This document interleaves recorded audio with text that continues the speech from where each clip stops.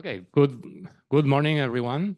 So today we have the pleasure to host Shen from Cornell University. All of you here at ICMAB, you know very well Kyle because he was here for 1 year, sabbatical year, from 22 to 23. And probably you know Kyle is also director of the laboratory of atomic physics, solid-state physics department. He has been awarded of many awards. I mean, National Science Foundation, National Academy of Science, also is APS fellow. You know that Kyle has worked a lot in different systems, especially interfaces and artificially layer systems or superlattice systems. And focusing, one of his interests is in superconductivity. And yes, you know that a recent breakthrough was in Nickelates, superconductivity Nickelates. And this was a very interesting topic because it was there was a motivation to see the physics of superconductivity in these systems. Nickel is very close to, well, is a neighbor of copper, and see if there are some analogies or differences in these two different systems, and see what we can learn. So Kyle has done a lot of important contributions in this topic, and today we have the opportunity to have one of the latest contributions in this field by Kyle's group. So thank you very much for coming to our institute and give us knowledge about these recent developments. So thank you. Oh, thanks so much, Gervasi. Can you all hear me? Right? Oh, it's quite loud. Maybe you can hear me too well.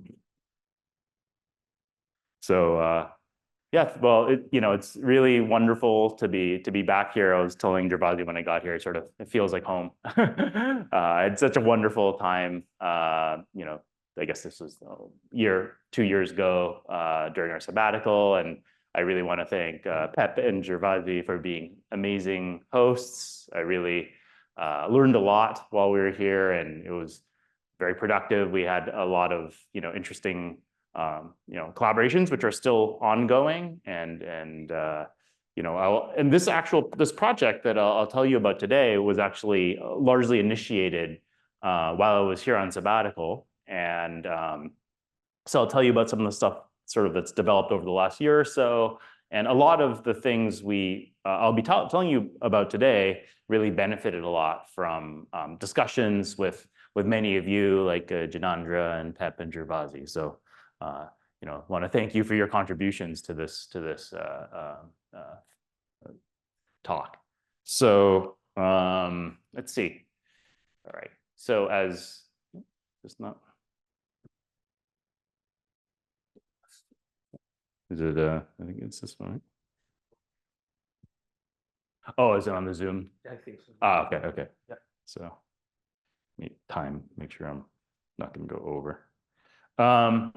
Yeah, so I think my interests, and I think most of your interests, are in various types of quantum materials. I know, like the MoFox group, of course, is very interested in all different kinds of interesting quantum materials. So I'll focus most of my talk on higher temperature superconductors. Actually, I don't know if you remember, but I think it was about it last spring. I gave a talk about there was this discussion about this very high, potentially room temperature superconductivity from this group in Rochester, which I don't know if you've been following, if you followed the news on that, but eventually that paper was completely retracted. I think there's still a lot of interesting physics in these systems, but anyway, just a interesting reminder. But there's a lot of interesting opportunities in trying to find new or different kinds of superconductors that may have interesting kinds of applications, systems that might be useful for quantum information processing, topologically protected states, both, let's say, things like skyrmions or topological insulators, as well as low-D systems, which I know many of you are interested in, like LAO and LAO-STO and other kinds of oxide interfaces, which host all kinds of interesting emergent properties. So the focus of my talk today will be on superconductivity, as Gervasi mentioned. Probably the most common place that you might, I would say that someone who's not let's say, a scientist would encounter superconductivity would actually be in medical imaging. So MRI machines, need the very large magnetic fields that are generated from, these are typically conventional superconductors that are used. But then, if you could get higher TC superconductors, you could imagine useful applications in energy transport. And then I would say, these days there's a lot of interest in quantum sensors, like transition edge sensors or squid sensors for quantum information, as well as just sort of quantum computing type of applications. And so there's this sort of general need for either higher temperature superconductors or superconductors that have some kind of interesting pairing symmetry that might have useful applications in that vein. So for certain applications, it's good to have let's say, a more conventional pairing symmetry where the Cooper pairs are fully gapped in momentum space. In other situations, it might be useful to have, let's say, a change in pairing symmetry, let's say, for some kind of odd parity superconductivity. I should also say, please feel free to stop me at any time and ask questions. That goes for, obviously Pep will do that, but all the rest of you are welcome to do that as well. That got cut off there. So, a lot of this interest in higher TC and unconventional superconductors, that was largely initiated from the high TC cuprates that were discovered, in 87 by Bednorz and Mueller. And they're really interesting, I think, from two standpoints, right? So from a very practical standpoint, they had just much higher TCs than conventional superconductors, right? So that's just a very sort of, obvious reason why people were interested in them. But I think, for a lot of physicists and material scientists, the really exciting thing was that these were materials where our conventional theories for electronic structure, like band theory, failed very dramatically, right? And this is very different from the case of, our metallic superconductors like, mercury or lead or niobium nitride, where, I would say conventional band theory did a pretty good job of describing the normal state. In, the high TC cuprates, sort of a very simple density functional theory prediction of the electronic structure of the parent compounds would suggest that they are metals, but in fact they are insulators because of a large correlation gap. And so this really jump-started research into sort of what we call today as quantum materials. So these are, quantum material is just basically a material where you have some kind of strong, let's say, many-body interaction that gives rise to some kind of emergent phenomena that is sort of outside the framework of, let's say, just a simple one-electron approximation. And this really motivated the search for other kinds of superconductors and transition metal oxides. So people started looking all over the periodic table and found all kinds of interesting things, mostly not other high TC superconductors. I would say the one exception is strontium ruthenate, which is isostructural to a lot of the cuprates, like lanthanum with 2-copper-04. They found a lot of other interesting things like, colossal magnetoresistance and things like that. But there was still this ongoing search. So in the late 80s and 90s, there was a sort of, blossoming of all these high TC compounds. This plot looks kind of funny because it's actually cut off between 50 and 100. So just so you know. But so these are cuprates where the primary building block is a copper oxygen plane, where the copper is sitting in a D9 configuration. So the D shell is completely filled except for one electron in the x squared minus y squared orbital. People looked a lot for other unconventional superconductors here. They didn't find them until the mid-2000s, where they found the iron-based superconductors. These are iron chalcogenides or nictides, so iron arsenide or iron selenide. And these were actually still discovered largely by accident. So Hosono at the time was looking for like transparent conductors and things like that. And so they kind of just stumbled across superconductivity in this family of materials. So this kind of goes to show that even though people were actively looking for superconductivity, our understanding of where these unconventional superconductors lay is still, very, I'd say, empirical and shaky. And so we really still depended on sort of serendipity to find new families of superconductors. I'll be talking today about the Nickelates, and this actually was probably the first family of unconventional superconductors that was discovered on purpose. And the idea was to make nickel very similar to copper, right? To make these compounds very similar to cuprates electronically. And so that was these infinite layer nickelates down here. They have, to date, still relatively modest TCs compared to the cuprates. So something, maximum TCs in the range of about 20 Kelvin or so. In my abstract, I mentioned this compound. When I was making my talk last week, over the last week, I realized I'm not going to have time to talk about this. So if you're interested in this, I'm happy to talk to you more about it maybe afterwards. But so this is a compound that was discovered last year, and it's very interesting. So it's a bilayer nickelate, and people found that when you pressurized it, it's superconductive above 80 Kelvin. And the pressure you need is not so high. So compared to, let's say, these hydrides here, where you need, hundreds of gigapascals, you need about, on the order of about 10 gigapascals. So it's a fairly modest pressure. You still need a diamond anvil cell. These appear to be somewhat different than this family. So here, these nickelates are in a sort of nominally D9 configuration, similar to the cuprates. Here, these are more like in a D7.5. So it's a very different orbital configuration. So it's likely that these, are something rather different from these nickelates. Nevertheless, it's really spurred a lot of interest in sort of these nickelate families as a whole, even if, let's say, these two members are maybe, not sort of exactly part of the same family. But like I said, we've been doing a little bit of work on this in the last year, but just kind of in the interest of time, I wasn't able to squeeze it into this talk. So I'll be focusing on this family of the infinite layer compounds. So, as I mentioned, this was sort of the first family of unconventional superconductors that was discovered on purpose. So, I'm going to assume that most of you, have heard of cuprates, but maybe are not intimately familiar with them. I know some, there are groups here that are actually actively working on high TC cuprates for energy applications. But if you're not that familiar with them, you can think of them. This is maybe one of the most simple, cuprate members. So it's strontium copper O2. And if you just do a simple valence counting, you get copper, in a 2+ oxidation state, which gives you 1 electron in the x² - y² orbital. And so this is the structure.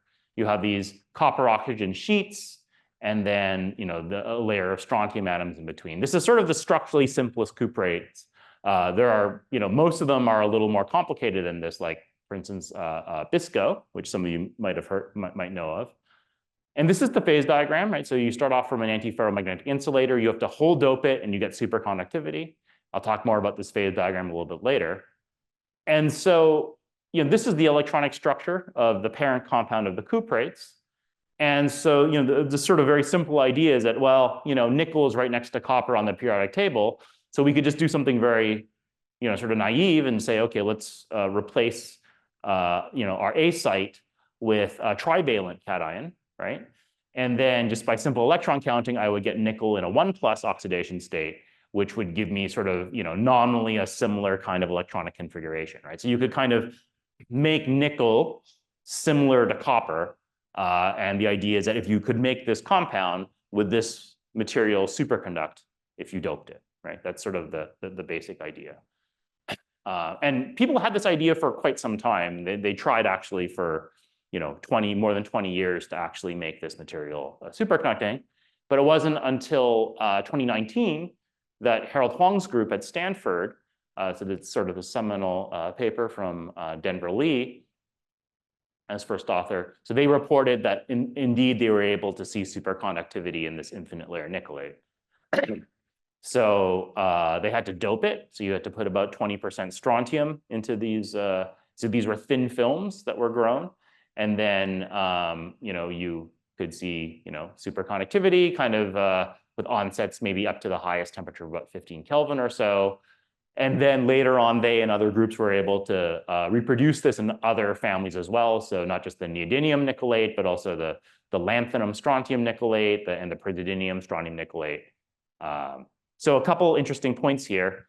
Only thin films have been reported to superconduct. People have also synthesized this material in bulk, in polycrystalline, and now very recently, very tiny, sort of, I think, tens of 100 micron size single crystals.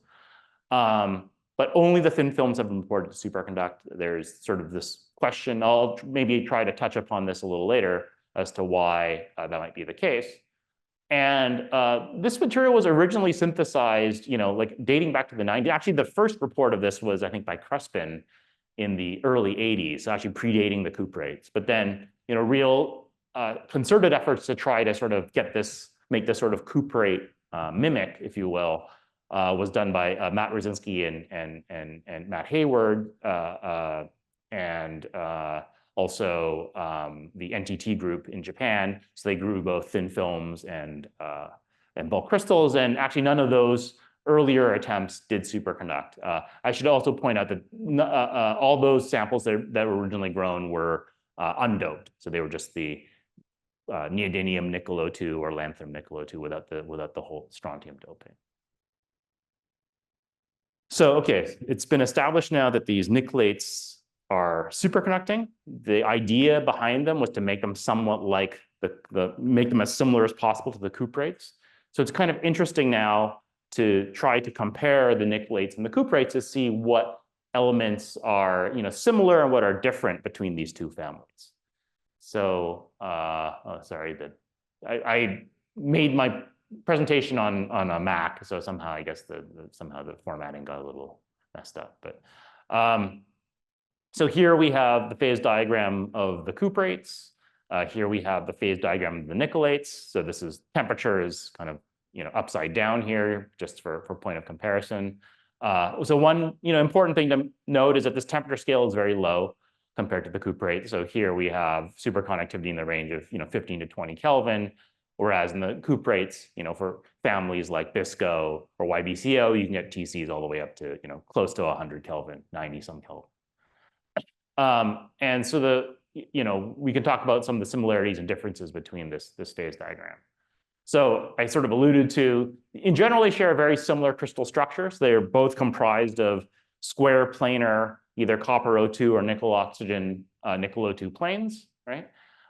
In general, all the hole doped cuprates have apical oxygens, whereas the nickelates do not.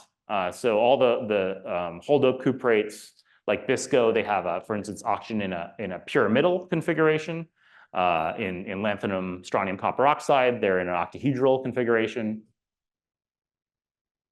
So in the nickelates, all the compounds that have been found to date, with the exception of that bilayer compound I mentioned a couple of slides ago, all the infinite layer compounds do not have apical oxygens, but there are other cuprates that don't have apical oxygens. So the electron dope family, if you're familiar with them, so you can dope in the cuprates, they're sort of ambipolar, so you can dope both holes or electrons in, but you can't dope holes and electrons into the same compound. So the electron dope cuprates, the most famous is neodymium cerium copper oxide.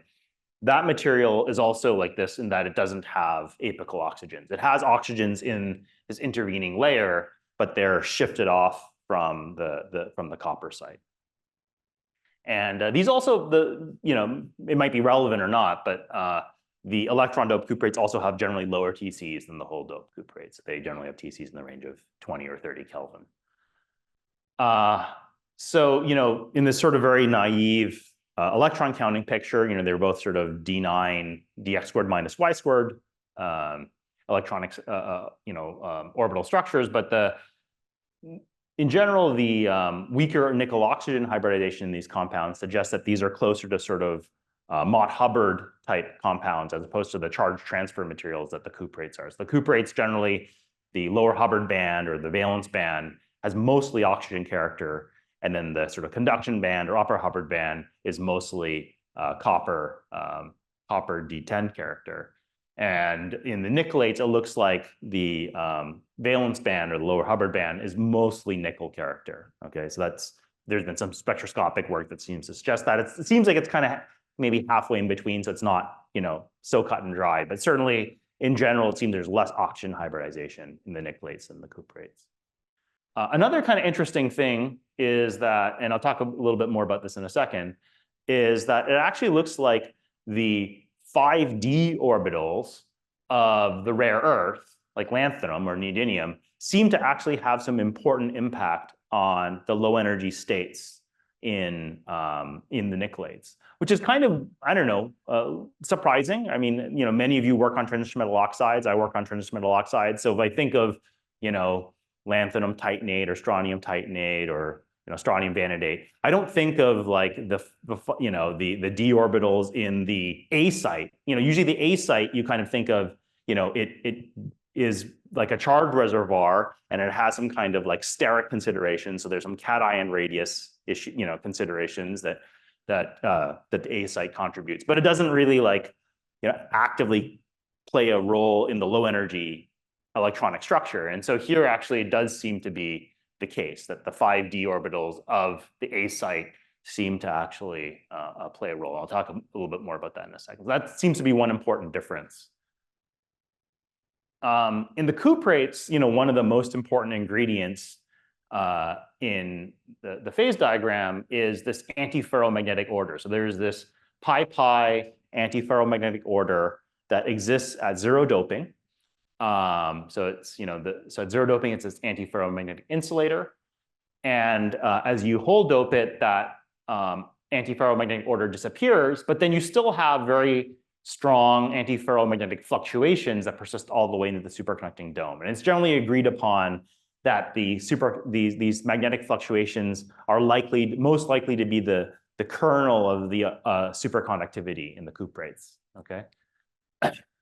In the nickelates, these antiferromagnetic fluctuations have been observed, both by RICS, so people see things that look kind of like magnons, and also by μSR. But there does not appear to be any kind of long-range antiferromagnetic order, at least not yet. People have not detected any signs that there is static order. So there seems to be some kind of fluctuating antiferromagnetic order, even at zero doping, that persists. And so, you know, it's likely, I would say, that these antiferromagnetic fluctuations also play an important role in the superconductivity. One pretty important difference between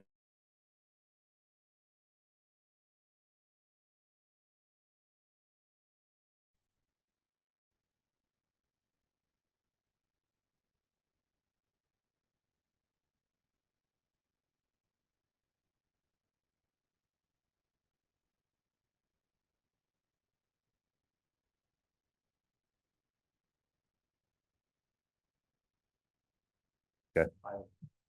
It's still green though. Oh, came back. It's back. Maybe. Yeah. I'll just keep talking while Gervasi changes the battery. So, okay. So, is there anyone? Okay, so in the cuprates and the nickelates is the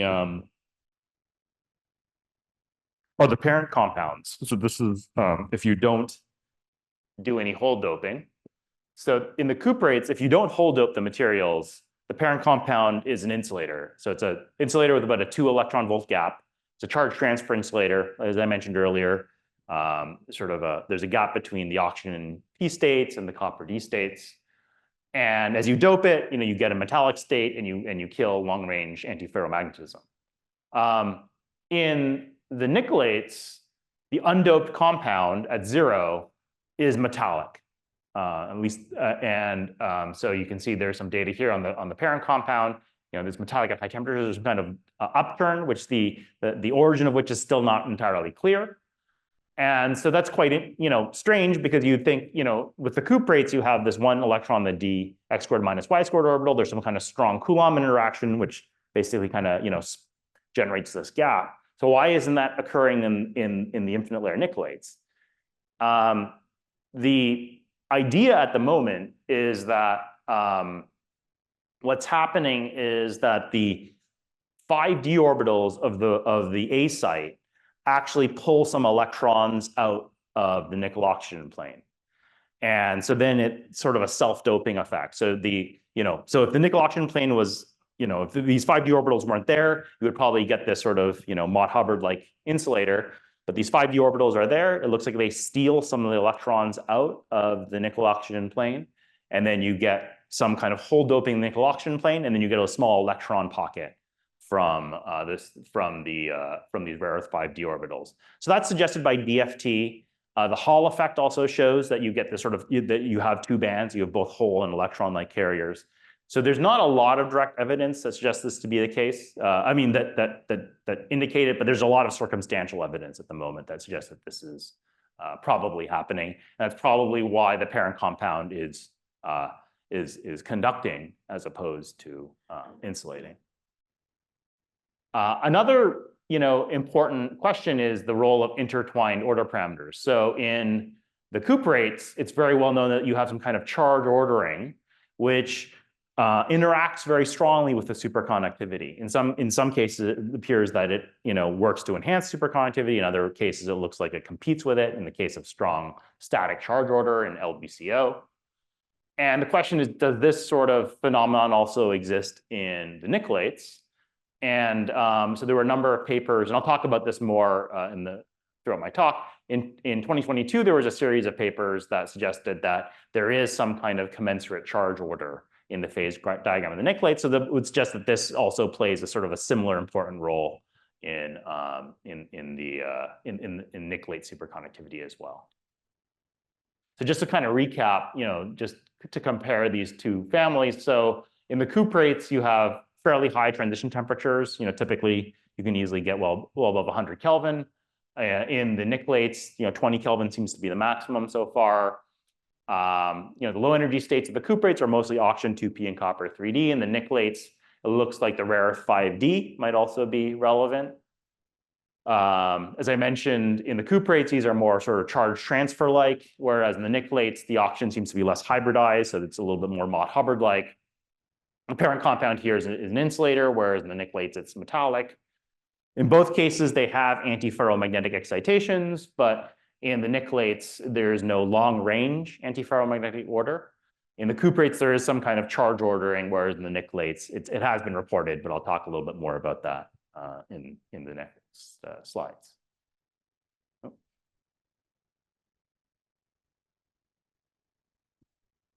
Seems to.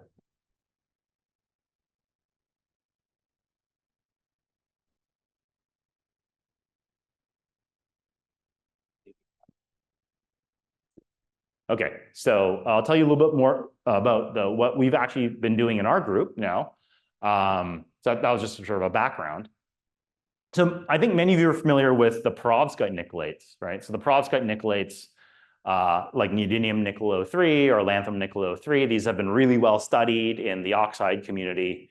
And there's also been a lot of work actually done at ICMAB on these compounds. And so, here you have, the nickel in an octahedral configuration. It's sort of an anomaly D7, although there's some interesting physics with negative charge transfer. But in a simple ionic picture, you have one electron in the EG orbitals. For the infinite layer nickelates, you have to change things pretty dramatically. So you get rid of the apical oxygens. That changes the crystal field levels. And then you have to add 2 electrons, right, to the nickel. And so in doing so, then you get something, where I kind of showed earlier, where you have this sort of single electron in the x squared minus y squared orbital. This is a simple ionic picture. Just neglects, these rare earth 5d orbitals, or neglects the hybridization with oxygen, right? The problem is that nickel doesn't want to be 1+. And I kind of maybe alluded to this earlier. There were all these earlier attempts to grow these materials, but it turns out this material is really hard to synthesize because you can't directly grow compounds. At least I don't know of any situations where you can directly synthesize a compound where the nickel is in a singly valent state. I don't know, Pep might know a situation. I've never heard of that, right? It either wants to be 2+ or 3+. It generally likes to be 2+.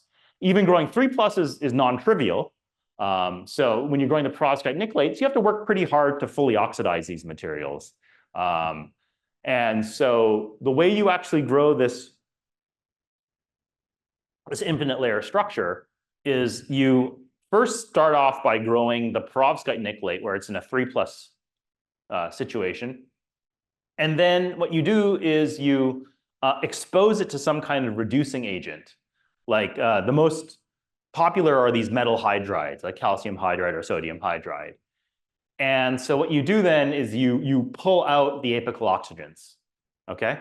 And then you're left with now, 2/3 of the oxygens left in just the nickel oxygen planes. And then, so this is called topotactic reduction. So you kind of start with this host structure, and then you basically pull out, you pull out some of the oxygens. And this is really the bottleneck to growing these infinite layer nickelates. So growing the precursor perovskite is reasonably straightforward. I think people have, developed a lot of experience growing these materials over the last sort of decade or so in complex oxides. But this topotactic reduction is really the tricky part. The typical way people do this is you take a sample of the perovskite nickelate and you add some reducing agent like calcium hydride into a quartz ampule.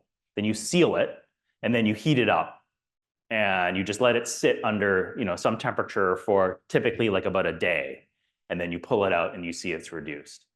And that's been the most that's the approach that was developed by Rosinski and others, and that's the approach that most groups have been using, is this sort of metal hydride in a sealed ampule technique. So one of the things we wanted to do was to develop sort of a more systematic, and so you don't have a lot of control knobs, right? All you basically can do is you can say, how long am I going to heat this thing for, and at how large a temperature? And so what we wanted to do is to develop a way where we could more actively control the parameters we use in reduction. So we built a system. So this was the work of my student, Chris. So he did a really amazing job. So almost all the work I'll be talking about in this talk was really led by Chris. So this was part of his PhD thesis work. So we have a system where we have our growth chamber where we grow our thin films, and then you can transport them directly to a neighboring chamber. And what we use is, instead of using calcium hydride, we use atomic hydrogen, which has a much higher reducing power than calcium hydride. So we grow the perovskite samples, we transfer them over in vacuum to this other chamber where we can then expose it to atomic hydrogen. So the idea is you expose atomic hydrogen, you pull out some of the apical oxygens, and you do this for some amount of time until you finally get the infinite layer structure. And so if you're interested in this, we have a growth paper that just came out this year, which sort of details in a lot of detail exactly how we build the system and how the recipes for doing the reduction. But the advantage to this technique is that you can independently control how much atomic hydrogen you're exposing the sample to. You can control the ratio of atomic to molecular hydrogen by changing the thermal cracker temperature. You can change the sample temperature sort of independently. So you have sort of more knobs to tune. And what we found, and I'll show you in a second, is that by doing this, we can sort of, I think, grow samples that have a little bit better quality than you can using the metal hydride approach. So this is just a picture of what our lab looks like. So this is a lab that I built very closely with Daryl Schlom, who many of you know. And so we have the MBE growth chamber is over here in blue, and then there's a little reduction chamber, which is sort of right attached to it.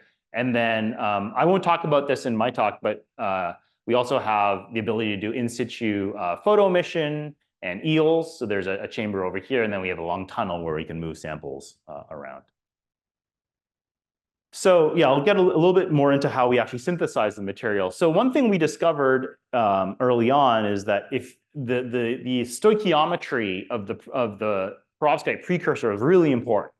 So if we started off and we just said, oh, let's just grow some samples and try to reduce them. And it turned out the quality of these materials was pretty poor initially. And what we found is actually that in order to successfully reduce the material to the infinite layer structure, you really had to nail the neodymium to nickel ratio, stoichiometry ratio, really exactly. So originally we were a little bit off. And so there's actually quite a bit of work by Yufeng Ni's group that showed that you really need to be right on stoichiometry to get successful reductions. And so there's actually a lot of work also by Manuel Beeb's group that also talked about how to do this using pulse laser deposition. So, you know, we can use the C-axis lattice constant measured by X-ray as a good proxy for how close we are to stoichiometry. Another way of looking at this is measuring the sharpness of the metal insulator transition in neodymium nickelate. So for those of you that know about the nickelates, most of the rare earth nickelates have this metal insulator transition. And so when you're right on stoichiometry, this jump in resistivity is very sharp and it's very large. And then if you're off composition, let's say on this orange one, for instance, it gets kind of stretched out and it's a smaller jump. So that's also a good proxy for the stoichiometry. So once you have the stoichiometry down, then you actually have to do the reduction. So we had to play around quite a bit to actually find the right conditions. And one of the things we discovered was that the amount of time that we needed to reduce the samples is much, much shorter than you need for metal hydride. So the sort of conventional approach where you use a metal hydride, you need to reduce the sample for about like close to a day, like 12, I think it's like 10 hours or something like that. So originally we were trying to do this, you know, kind of just, we didn't know what we were doing. So we just sort of blindly tried some parameters. So we tried, you know, for a few hours and our sample was basically gone. And it turns out that the optimal reduction time is about 10 minutes. And that kind of makes sense because the reducing power of atomic hydrogen is much, much larger than that of molecular hydrogen or, you know, or these metal hydrides. So you only need a very short amount of time to reduce the samples. We think that is actually beneficial because this, you know, as I said, nickel 1+ is not really stable. So this infinite layer structure is basically metastable. And when you take this compound and you heat it up to some around 300 to 400 Celsius, closer to 400 Celsius, it basically decomposes pretty rapidly. And so what we think is that when you are doing the reduction process, you know, you're reducing the sample, but if you just let it sit too long, the sample itself will just start to decompose.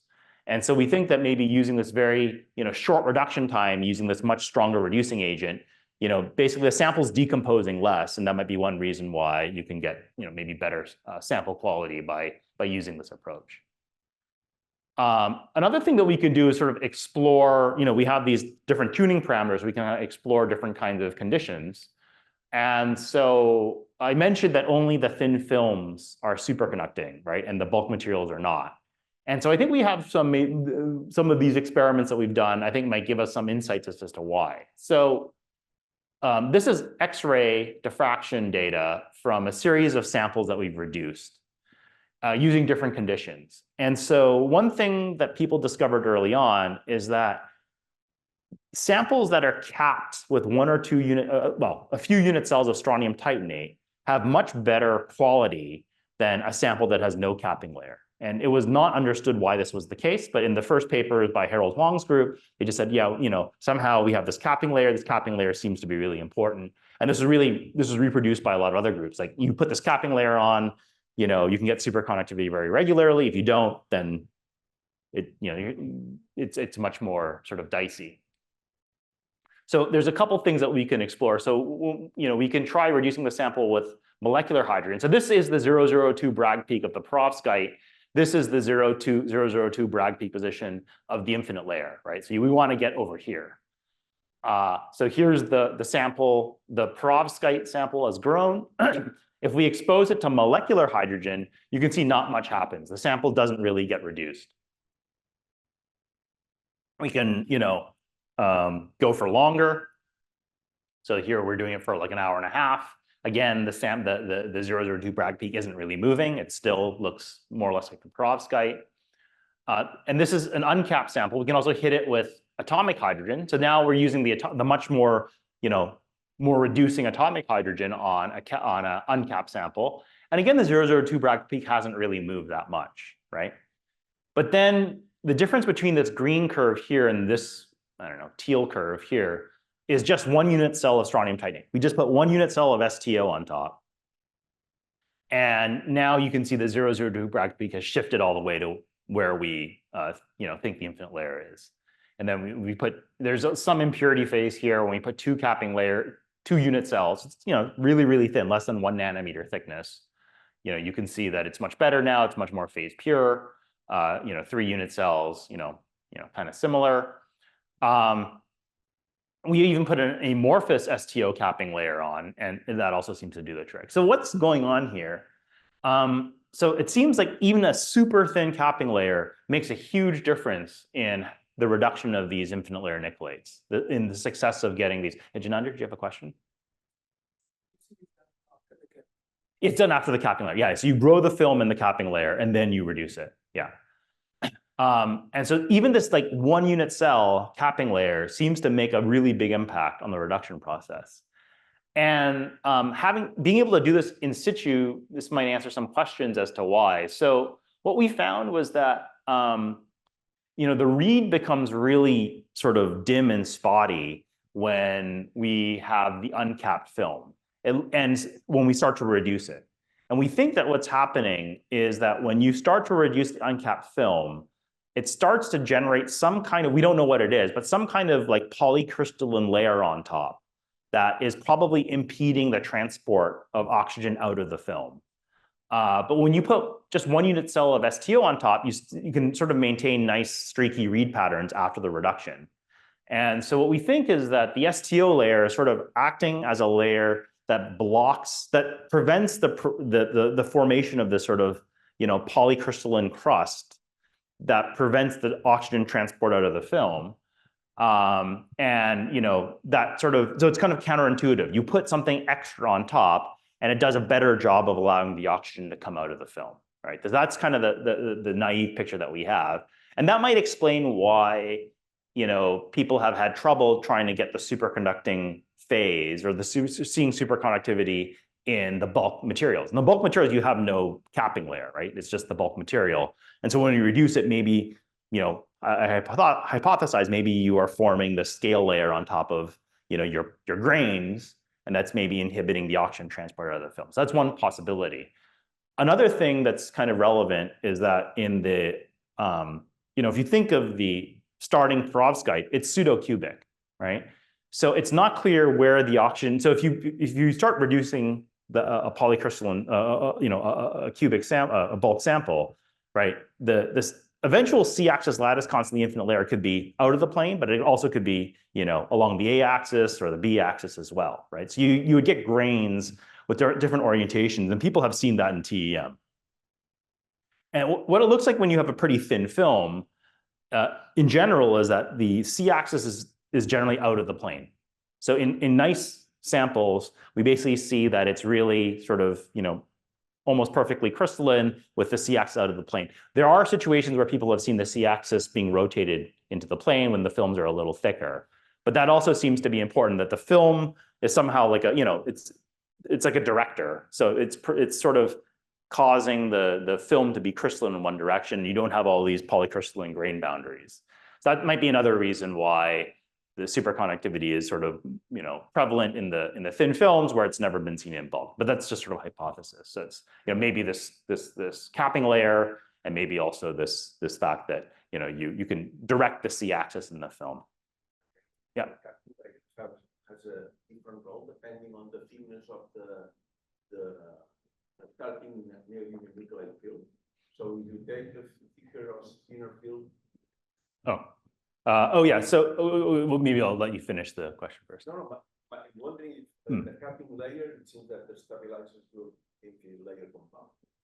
My question is that the capping layer, the role of the capping layer is the same,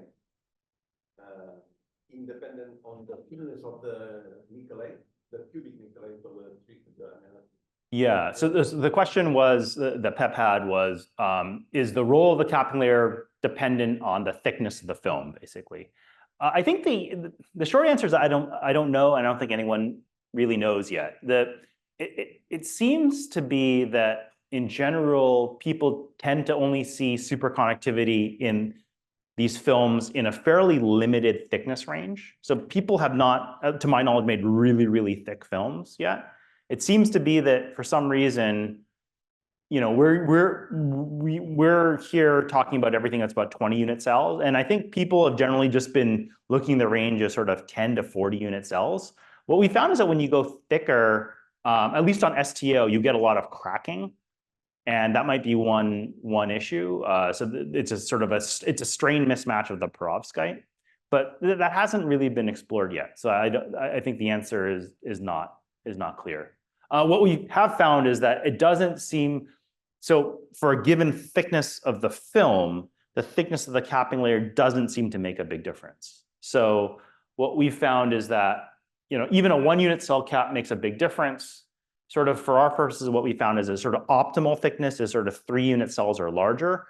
Harold's group has used much larger capping layers, I think like, few to 10 unit cells. And I think there doesn't seem to be a big difference. You need some capping layer, but the thickness of this starting film, I don't think anyone's really explored that yet. Yeah, Sylvia?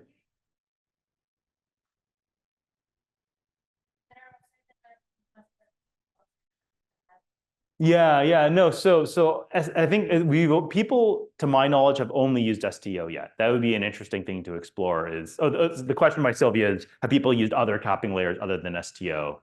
To my knowledge, no one's used other capping layers yet. Yeah, it would be something that would be a very interesting thing to explore. STO is known for good oxygen transport, right? And so it would be interesting to put a capping layer on that maybe is not so good and see if maybe that inhibits the reduction process.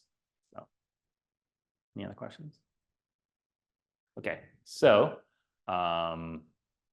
yeah, and then so this is some TEM. So it looks fairly nice and crystalline after the reduction process. So you can see that the reed still stays reasonably streaky. This is for a cap film, and the AFM looks reasonably good, right? You can still see a nice smooth step terrace structure.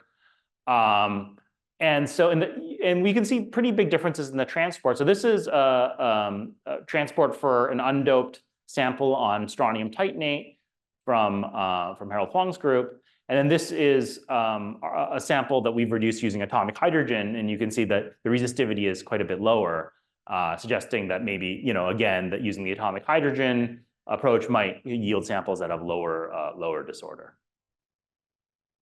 Okay. So, that's sort of a little bit about the synthesis. Now I want to talk a little bit more about some of the interesting physics that is sort of that we can explore now that we have maybe better control over the reduction process. So again, this is the infinite layer cuprate, this is the nickelate, and so we have these phase diagrams here. And one of the questions I sort of was addressing at the beginning of the talk was, what is the difference between the phase diagrams of these two materials? And so one interesting, apparent commonality was that in the cuprates, this charge density wave phase is really well known and been really extensively studied. And there is some kind of charge ordering that appears to happen in the nickelates as well, at least as has been reported. So that's down here. So I'll focus the next 15 minutes of my talk on this. So the charge order, though, that has been seen in the nickelates seems to be rather different than that in the cuprate. So in the cuprates, people have seen this charge order, but the charge ordering does not appear to be at a commensurate wave vector. So it's not locked to the lattice. It seems to be at some sort of arbitrary wave vector, which is doping, not arbitrary, but it seems to maybe be connected to the Fermi surface.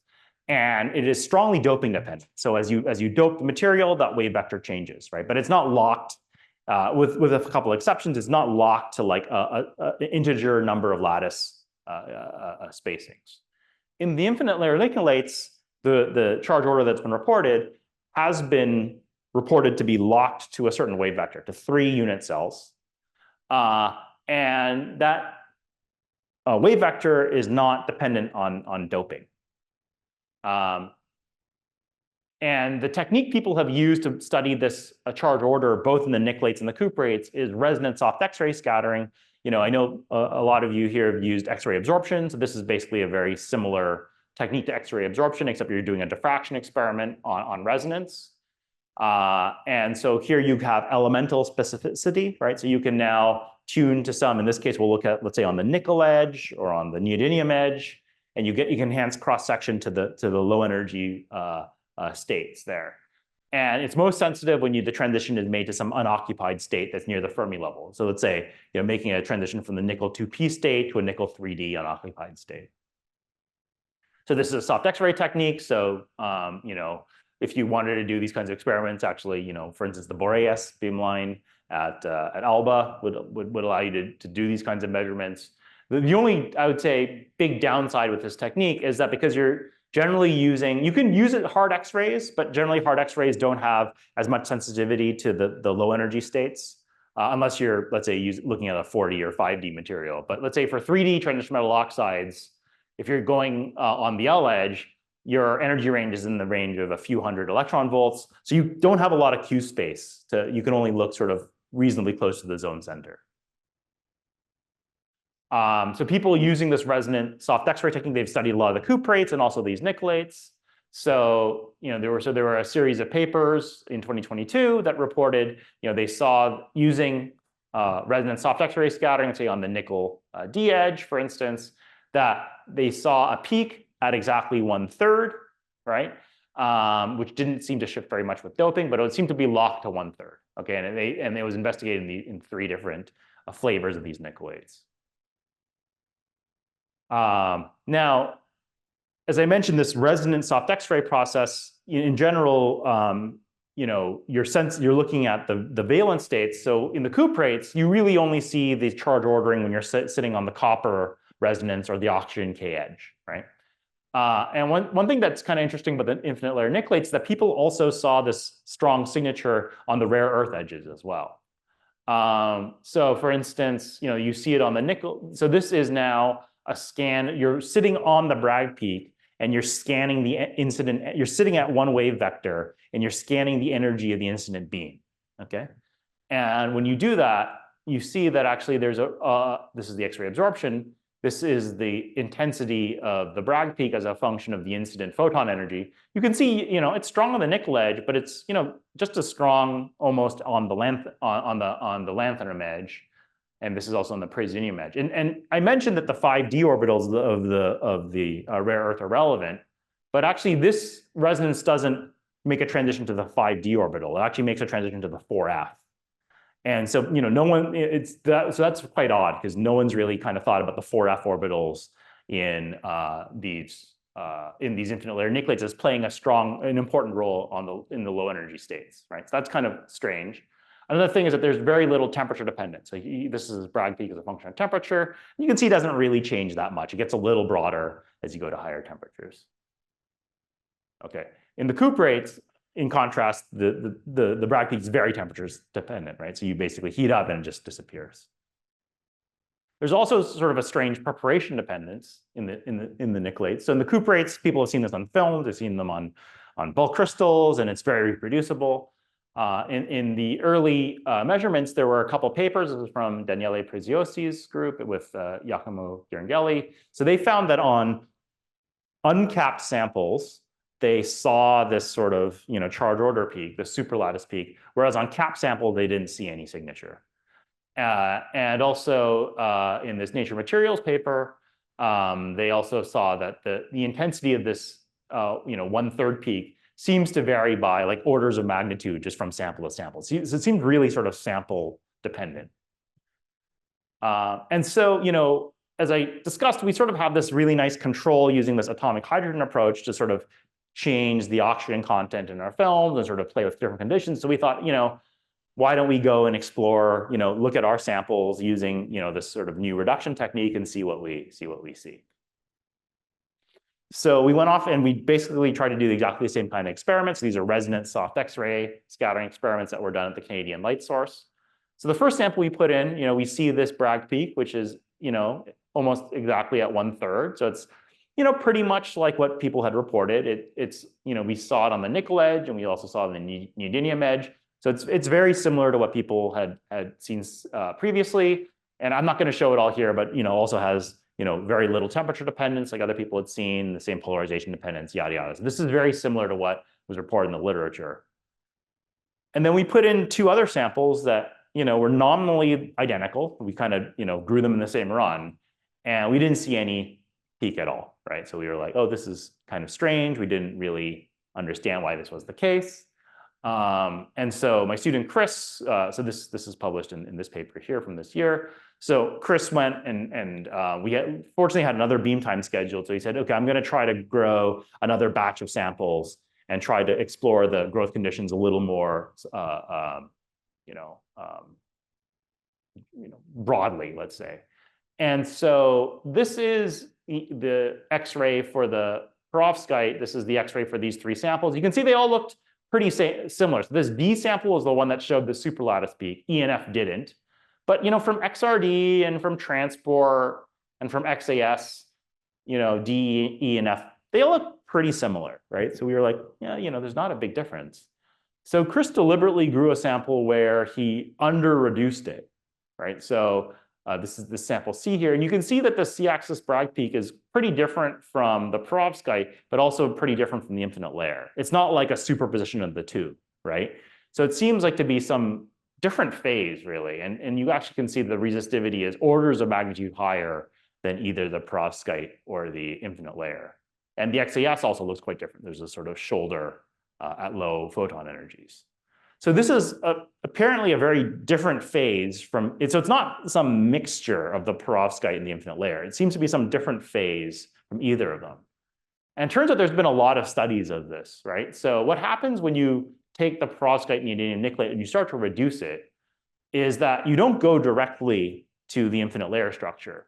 You generate, in general, intermediate phases where you have apical oxygen order. So this is, a structure that had been reported previously where you have apical oxygens in a row, and then two rows where you have no apical oxygens, and then another row. So you have these intermediate phases. For those of you that have heard of like brown-millerite, this is kind of like brown-millerite. And there have been a lot of studies of this, actually some at ICMAB. So Dr. Garcia Munoz has a bunch of publications on partially reduced lanthanum nickelate. John Mitchell and Moriga has done a lot of extensive studies on this as well. So when we were first growing these materials, we didn't really pay too much attention to these partially reduced phases. We knew they existed, but we didn't dig too deeply into it. But then when we started to do this investigation, we started looking into this more, right? And so it turns out all these rare earth nickelates have these phases when you reduce them that have ordered oxygen, ordered apical oxygens. And then you need to reduce this further until you finally get the infinite layer structure, okay? And so this periodicity here has the same periodicity as this sort of charge order Bragg peak. So we thought, oh, okay, this is a little concerning. Let's look into this a little bit more. So we took this sample that Chris grew that was a sort of intermediate phase sample, and we brought it to our next set of beam time measurements. And we did the measurement again on this sample that was not infinite layer, right? It was this intermediate phase. And we measured this Bragg peak, and you can see there's a very, very strong Bragg peak at exactly 1/3. In fact, this is the data that we had that I showed previously multiplied by 20. So you can see it's like an order of magnitude stronger. And actually, we had to turn down the detector intensity. So we think this is like almost 3 orders of magnitude more intense than the charge order Bragg peak the sort of quote charge order Bragg peak that we saw in our first sample. The resonant energy dependence, so we sit on that exact wave vector and we scan the photon energy. This is what it looks like on this intermediate phase sample. This is what it looks like on our sample that was sort of nominally infinite layer. So you can see that they look really, really similar, right? And so at that point we were like, it's very probable that the origin of these two things is very similar. So there's other tests that you can do though, right? So if this Bragg peak comes from oxygen ordering and not from some kind of electronic charge order, then you should be able to see it at really any photon energy. It's a structural Bragg peak. It's not some kind of exotic charge ordering.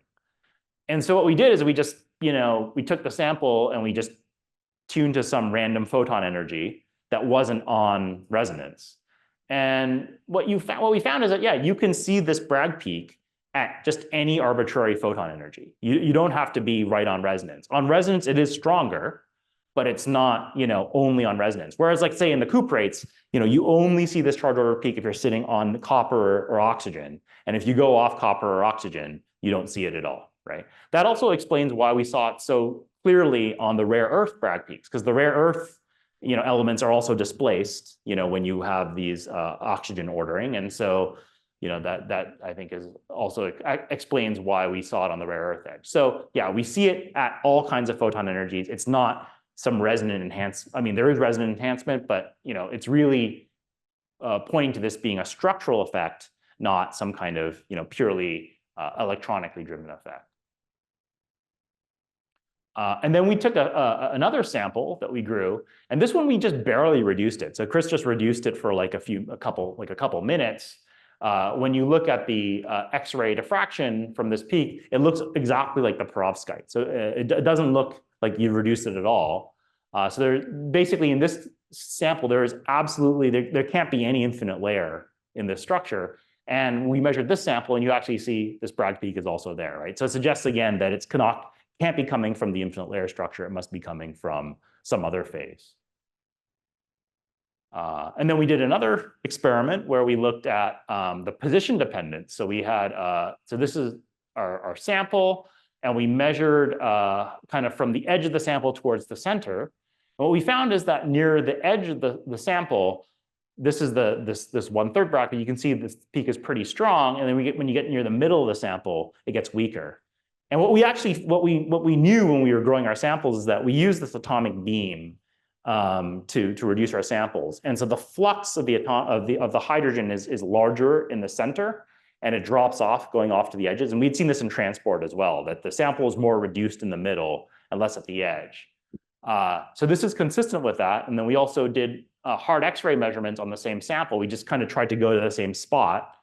And you can see that in the middle of the sample where the charge order peak is less, it looks more like, we're sitting near the lattice constant of the infinite layer phase. But then when we go near the edge, the lattice constant seems to change a lot. It seems to go towards this intermediate phase. So again, it's kind of this evidence is sort of correlating, what we see with resonance scattering with sort of the structural Bragg peak. So I think this is good evidence that this is really all coming from some secondary phase. Yeah.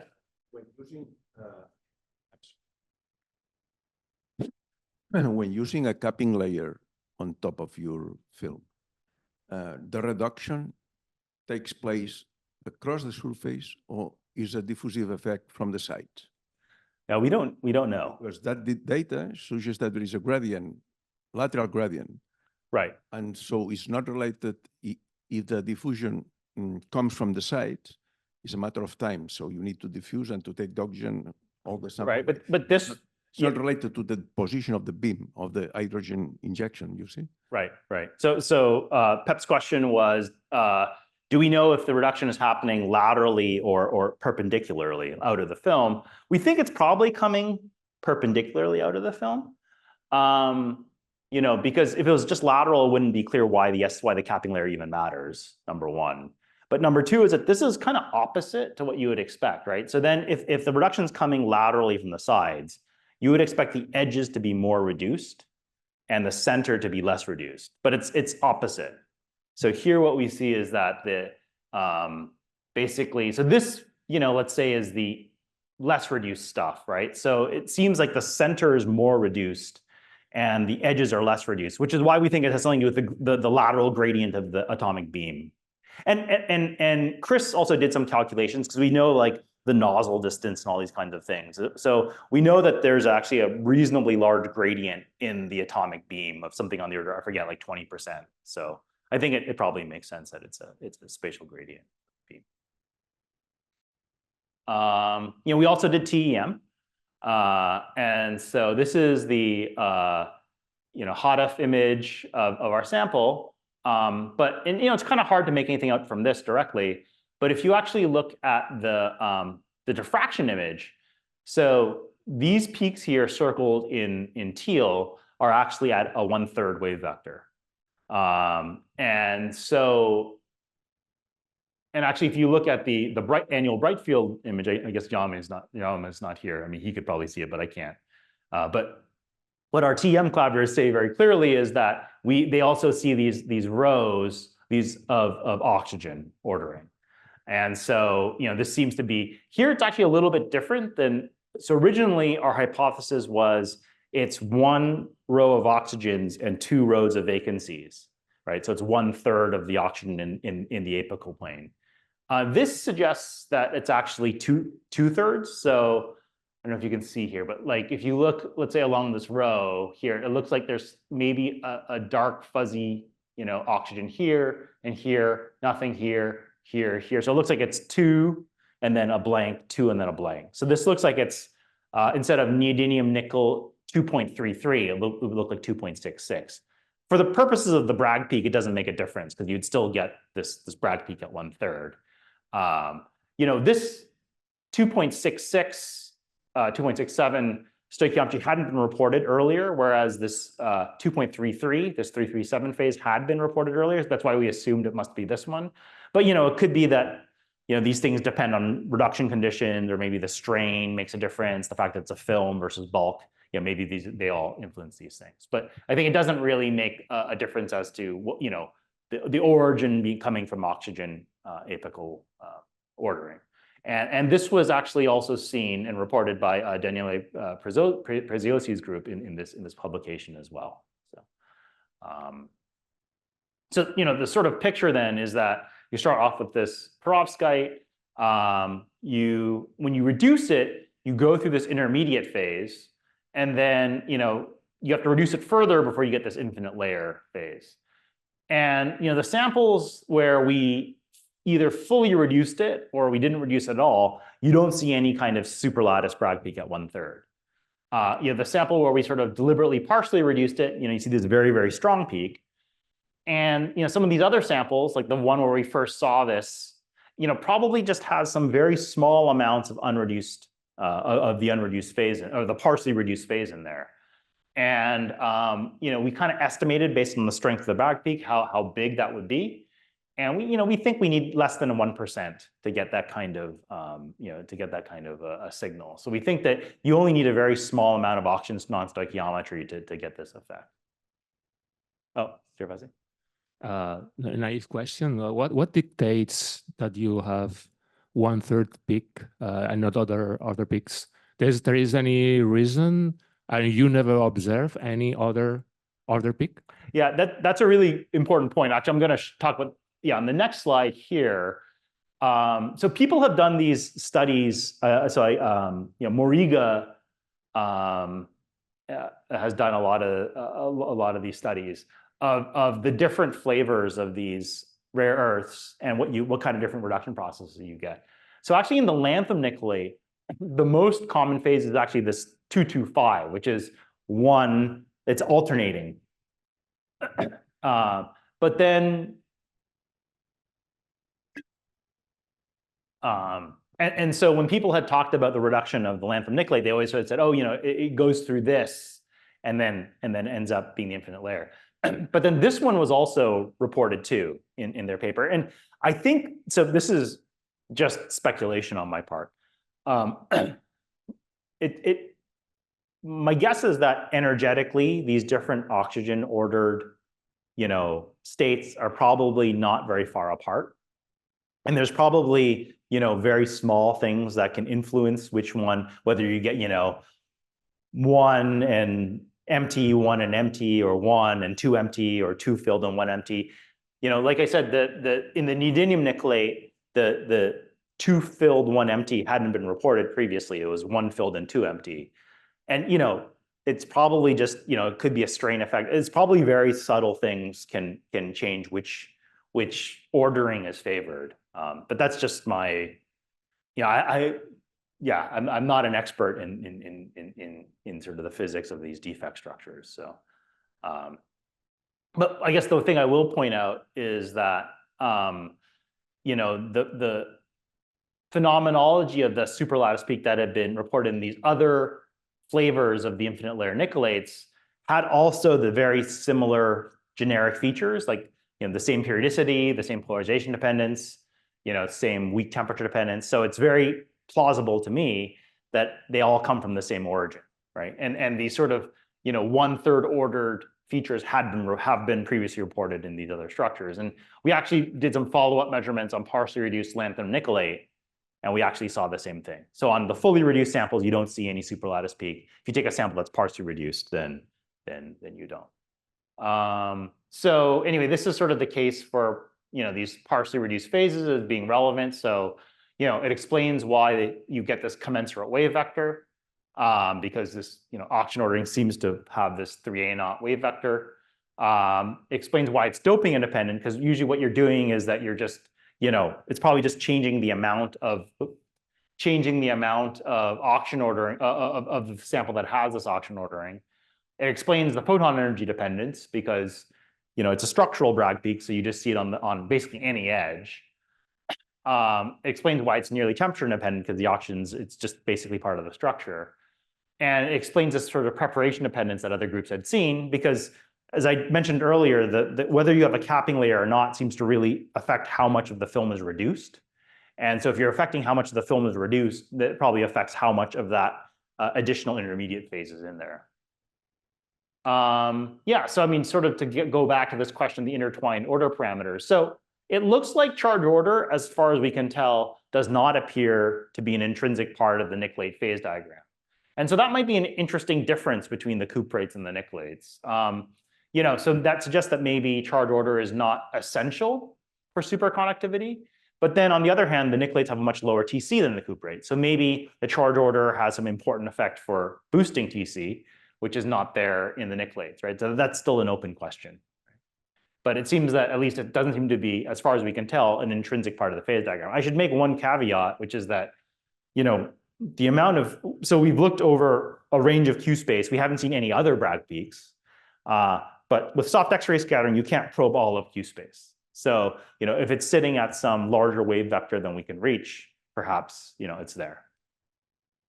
Okay, I don't think I have time to talk about this. So I'll just I'll get to the punchline here. What we found in, so this is just changing the subject, but what we actually found is that in our samples of neodymium nickelate that we reduced, and I mentioned that we had samples that had very low resistivities. And what we actually found was that on the sort of cleanest samples, the samples that had the lowest resistivities, we actually saw superconductivity, traces of superconductivity in the samples with the lowest resistance. So here I'm plotting the TC of our samples as a function of the residual resistivity of the sample sort of extrapolated to 0 from the normal state.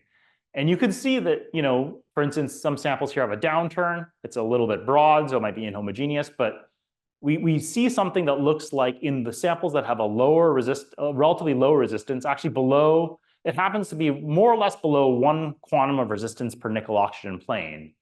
We actually see that there are traces of superconductivity even in the undoped sample. And that's not like totally crazy, because if you think about it in the cuprates, what do you need to get superconductivity? You need to dope holes into the copper oxygen plane. You need to suppress static antiferromagnetism. And it turns out in the undoped nickelates, you already have this. You have already both ingredients. You have, even in the undoped compound, a whole doped nickel oxygen plane coming from the rare earth 5e. So maybe, in the clean limit, the infinite layer nickelates could actually be superconducting even if you don't dope them. And this had been previously reported by Harold Huang's group. So they studied lanthanum nickelate, and they have one point here, one of this blue sample, where they actually saw this downturn as well. And they also they noted this correlation between the residual resistivity and the TC. And we know that in materials where you have an order parameter that changes sign, they tend to be more sensitive to disorder than S-wave superconductors. So maybe, in the clean limit, when you suppressed a lot of the disorder scattering, maybe actually the undoped parent compound could actually be superconducting. And just in the interest of time, I'll skip through this. But the punchline is we are not 100% sure if this is intrinsic. There could also be an effect where there's just excess oxygen in the sample that's doping, that's causing whole doping that we don't know about. So that's also a possibility. We haven't distinguished it. But sort of the conclusion is, hopefully I've convinced you that the nickelates are an interesting material to look at for unconventional superconductivity. I told you about some of our new synthesis approaches using atomic hydrogen. And then when you can now make these samples with sort of more controlled oxygen content, you can now figure out that, what's intrinsic to it and what's not. And it looks like this charge ordering that had been previously reported does not appear to be intrinsic. And then, I want to acknowledge all the people that contributed to this. So Chris, this was really a pretty heroic effort. So he, grew the samples, he built the hydrogen reduction system, he did all the resonant X-ray scattering experiments. So he did an amazing job with this. Yi and Vivek are a postdoc and student in my group who worked really closely with Chris. Lopa did all the TEM measurements with Lena Kirkotis. And Ben and Andre did all the hard X-ray scattering. And of course, we really benefit a huge amount from collaborating with Daryl. A lot of the resonance scattering experiments were done in collaboration with Dave and Naman, and we really interacted a lot and had a lot of really important conversations with Gervasi. And Ronnie, Zach, Ida, and Tao were the beamline scientists who all helped us with the different experiments we did at the synchrotrons. So with that, thanks for your attention. Sorry for going over in time. Thank you very much, Kyle, for this nice overview of this very fast developing field. So thank you very much.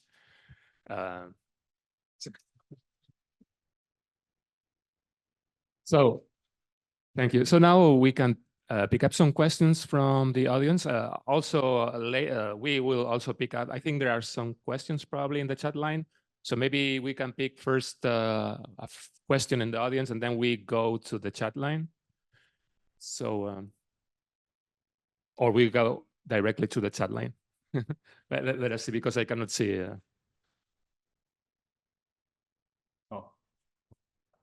Yeah. So there is a question about does oxygen deficient nickelate better for topotactic reduction? Okay.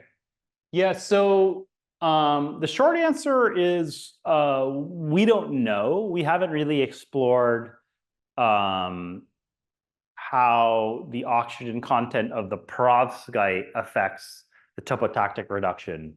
What we found in general, though, is that in order for the topotactic reduction to succeed, it's important to start off with the best sort of quality perovskite. So it seems to be that, and I think other groups have reported this too, that in fact, actually, you don't want to start off with something more disordered. You want to start off with something that's really close to stoichiometric. I don't really understand the reason why, but it seems that the neodymium to strontium ratio is really important. And so and the oxygen content is important. So what we found sort of empirically is that starting from something that is as close to stoichiometric as possible gives us the best shot of producing, good quality infinite layer materials. And you might think starting off with something that's oxygen deficient might be better, but at least we haven't noticed that. Yeah. There is something still there in the chat line. I don't know. No. Okay, so it's some question here. Okay. Thanks, Kyle, for the presentation. I have a question on the materials issue. When you start from the cubic perovskite and you reduce by using hydrogen, and you want ideally to get into this infinite layer, right? You like to remove all the oxygen from layers that are continuous across the film from one side to the other, let's say 5 millimeters, no? But if the reduction takes place through the surface, why instead of creating planes of vacancies like that, you don't create planes vertical? Then there is no way to create a two-dimensional layer, continuous dimensional layer. So why, do you have any evidence that you have really created a bidimensional layer of oxygen vacancy, let's say an infinite layer, or you create a patchwork of vertical layers which contain the oxygen vacancies? So this is a question of material science that I couldn't get. And the second is related to to my view, the very important claim you made that the 3D metal, the 5D orbitals of the big lanthanide, or maybe the F orbitals of those the lanthanides play a role. That would imply that the effective charge on nickel is no longer +1, but maybe +2, and then you have some electrons in the Röhrherd, no? Do you have any spectroscopic evidence that the valence state of your transition metal is no longer 1+? Or do you have electrons in your lanthanide instead of being 3+ is 2.8 or 2.5 or whatever? Is there any experimental evidence on that? Yeah. So for the first question, Pep's first question was basically, well, I guess, do we know? First of all, do we know that the planes are like, so for this our film, the planes are like this and not like that, right? And that we know pretty well from like TEM and X-ray diffraction and things like that. So I would say we're very confident that the planes are layered, parallel to the surface, right? So the C-axis is the same as the C-axis of the substrate. Exactly why that is the case, I honestly don't know why. You could imagine that in the film there is some kind of director, but why the director would be like this as opposed to that, I think, to be honest, I don't think anyone has a very clear understanding of like the kinetics of the reduction process. It's a bit of a black box. To my knowledge, there's been one study where people have done, from John Mitchell, where people have tried to do some in situ a reduction at the beamline, doing XRD and maybe trying to understand a little bit better. But I don't think there's a really good understanding of exactly how the oxygen is coming out and why, let's say, it comes out, leaves planes like this and not like this. So we know that it leaves planes like this in the film, but we don't know why, right? So the answer to the first question is basically we don't know. Regarding to this first question and your answer, no? I remember now some papers that were published in Nickelates long ago in which the bromelauride phase, which is a kind of part of your tripling axis that you have seen here, was observed either vertical or horizontal depending on the substrate was used. So depending on the strain, that makes easier to take oxygen vacancies from one plane than from the other, no? So that means that the texture or the orientation, let's say, of this charge density, which is in essence is of a structural origin, could be dictated by the strain induced by the substrate. It's possible. I mean, people have seen, there are some nickelate works where people have seen regions where it's also vertical, right? So they've seen both in plane and out of plane. And then it doesn't seem to be, though, that strain makes a big difference on ultimately which plane. So people have grown, we've also grown, instead of just neodymium nickelate on STO, we've also grown on LSAT.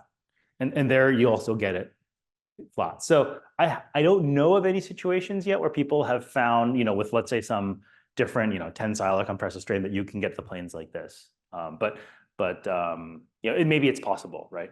So that's number one. The second question was about the 5d orbitals, right?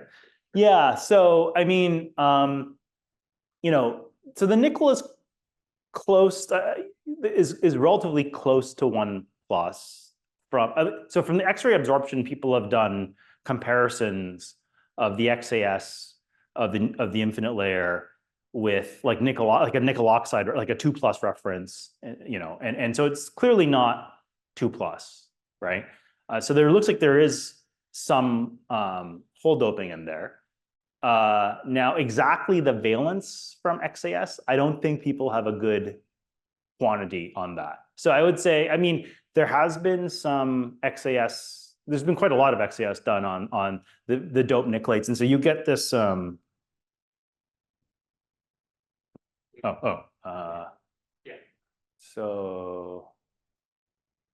it is. Okay. So I think the problem, is that I don't know of a good nickel 1, like a pure, well-established nickel 1+ reference, right? So what people do see, though, is that as you dope, so this is the undoped material, nickel 2+, I think, would have a peak kind of like over here or something. And then as you dope it, you get this sort of shoulder that appears. But the actual nickel valence in the undoped state, I would say, is not so clear.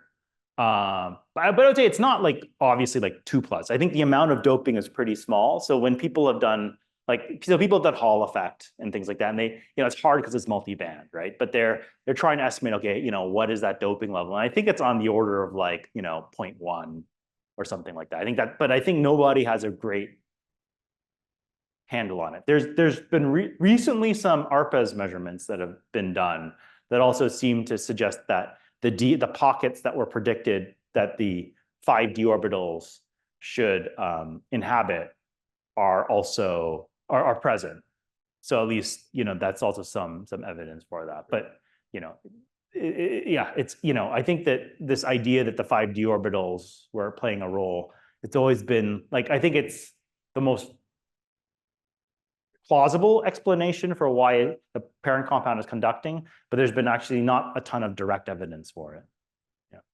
But regarding this question, so this means that one difference with respect to the cuprates is the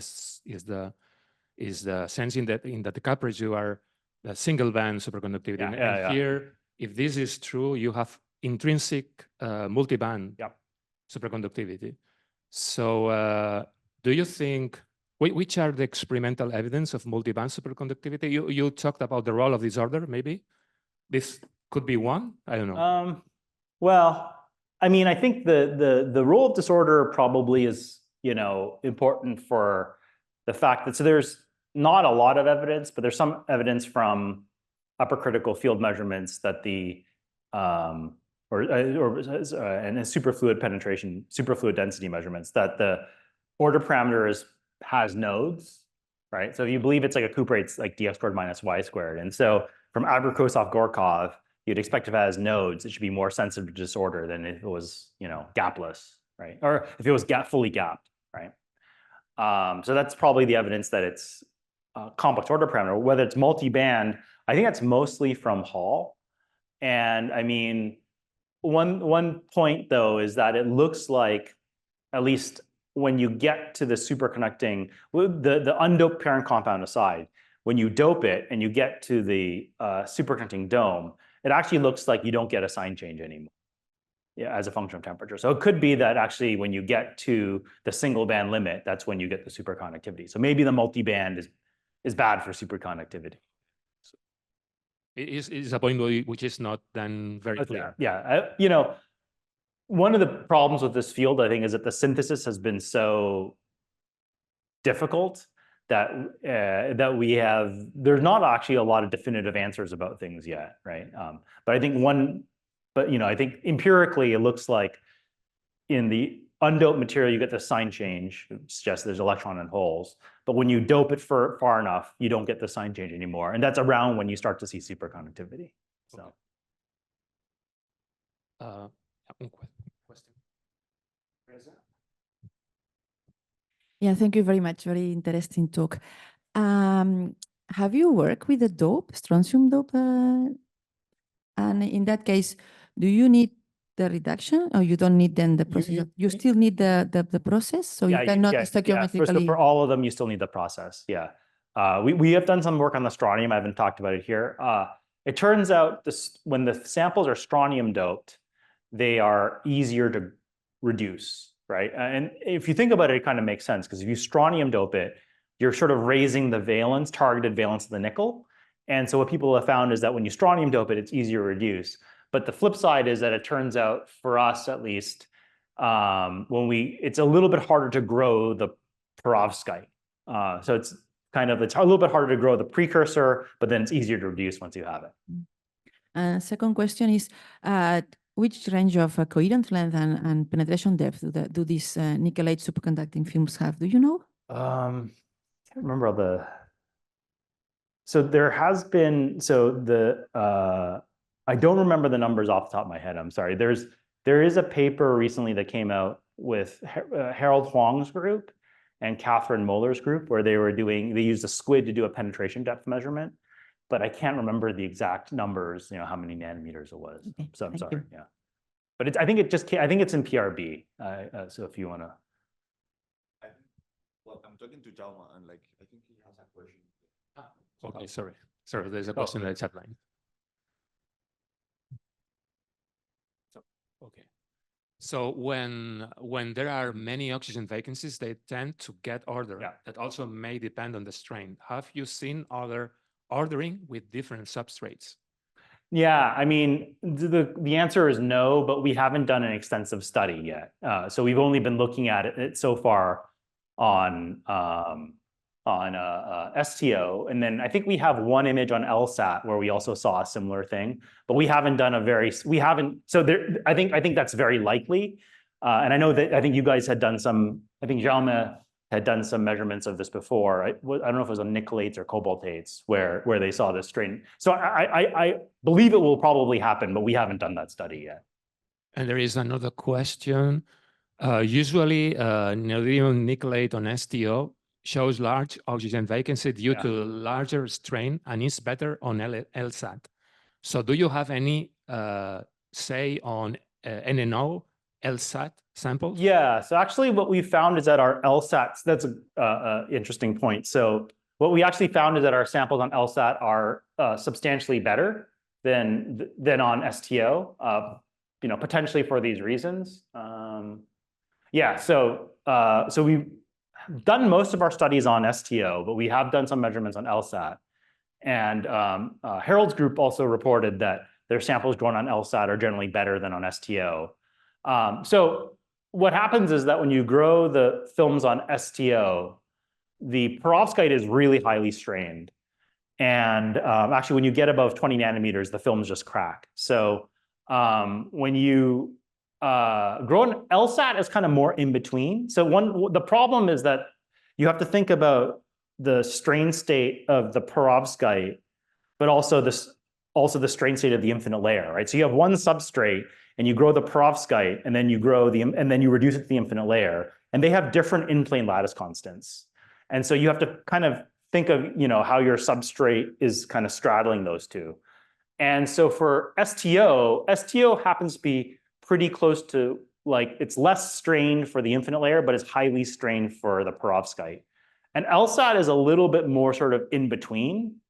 And what people have found is that on LSAT, you have better quality neodymium nickelate. And so here are sort of samples that have the highest TCs, for instance, and actually lower residual resistivities are grown on LSAT. And the other groups have found this as well, that LSAT seems to generate better samples, probably because for this strain mismatch reason is my guess. Yeah, that's a good point. I think there is another one on. So it's a question by Arun Kumar. Okay, thanks for the answer. There is any other question here in situ, in person? Okay, so there is no more questions in the chat line. So we thank again, Kyle, for this nice talk. Thank you very much.